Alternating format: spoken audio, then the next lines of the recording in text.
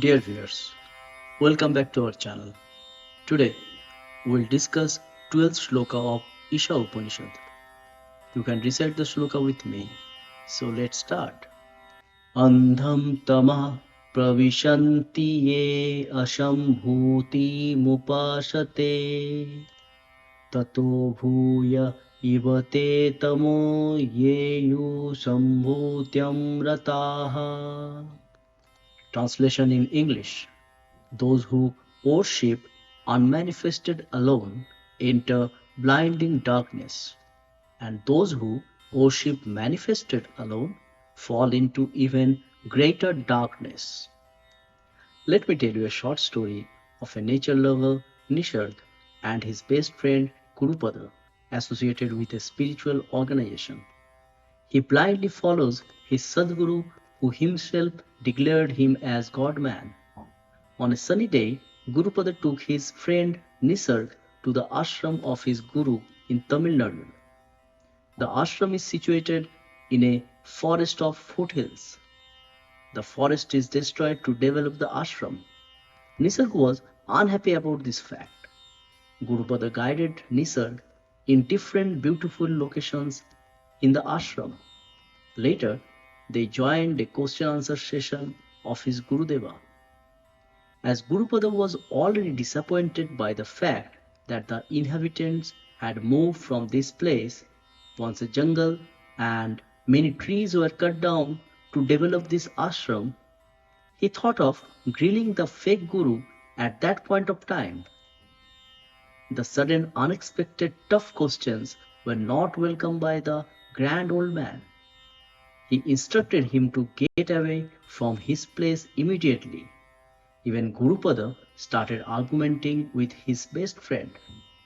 Gurupada knew everything, but because of his blind faith, he preferred to break the year-long friendship. After this incident, Nisharg filed a petition against the fake guru, but because of the guru's reach to the government and media, nothing happened. Then he created a plan to murder him to take revenge for the injustice to inhabitants of that forest and hundreds of trees and thousands of animals, birds, insects, and water animals.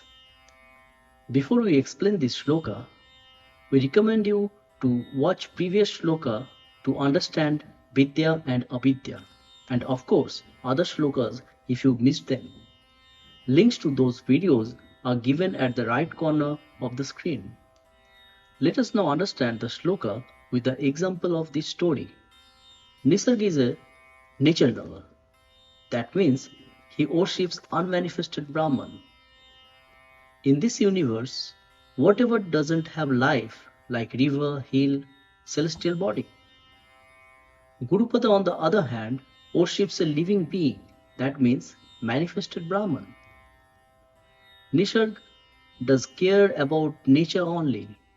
Even for that, he can take the life of a person.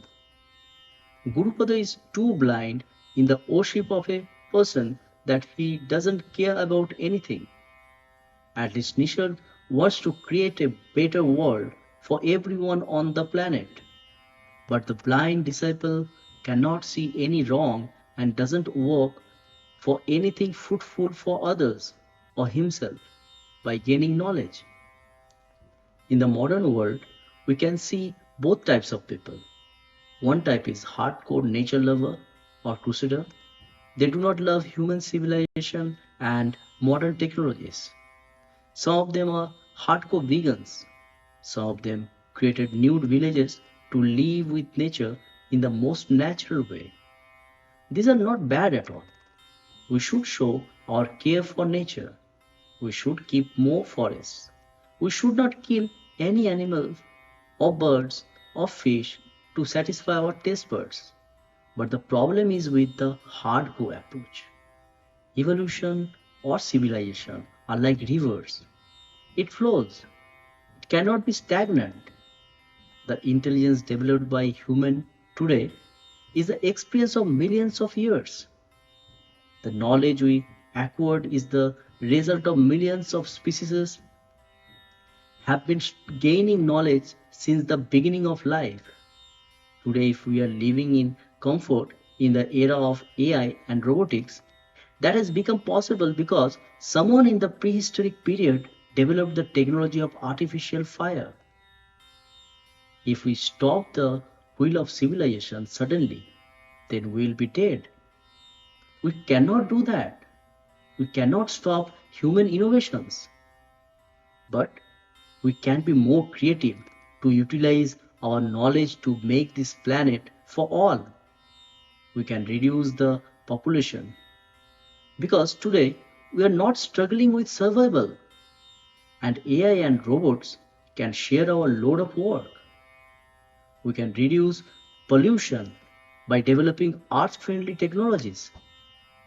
As we no longer need physical ability in this world of automation, we do not need huge animal protein in our everyday diet. We can easily survive having cereals, vegetables, and fruits. Let the animals and birds live freely. Now let's talk about worshipping any manifested. We can find people worshipping living humans, or cows, or snakes, or monkeys, or any other living beings. You have freedom of worship. Do it according to what your heart says. But worshipping one doesn't give you the authority to hurt or harm or kill others. If you are following any godman blindly, then it is like a blind showing a path to another blind person. If your purpose in life is to gain knowledge, there is a high chance of misguidance if the guru is fake.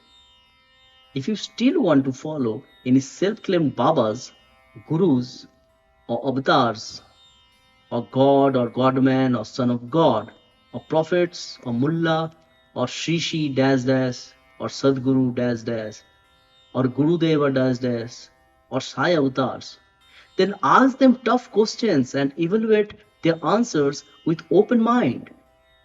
Do not just follow someone because the person is trending in social media, or the person is talking sweetly, or your close one is following that person. Be rational before giving your whole life to anyone. Be like Swami Vivekananda in choosing a guru. Read the story of Swamiji to understand that. Now let's see about animal worshipping or loving. If a cow should be worshipped, then before that, all humans should be treated well. If you are hurt when a dog is hurt, then all other animals should be treated with the same love and affection.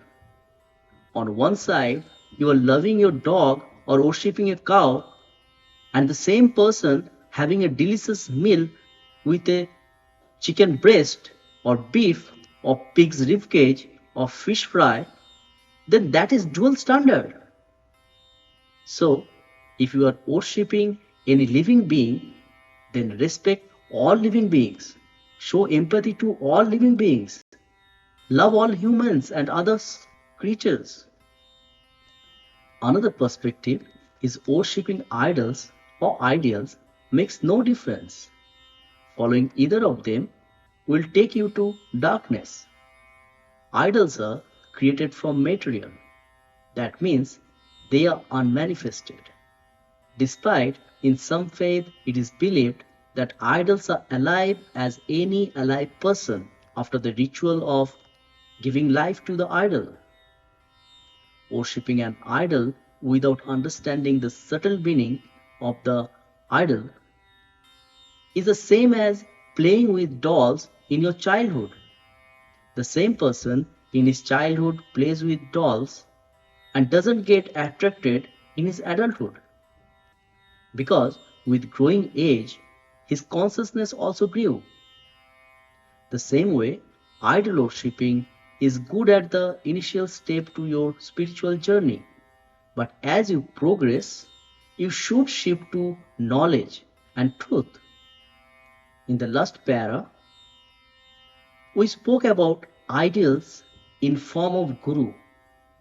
Keeping an ideal is always good, but become blind for an ideal is nonsense.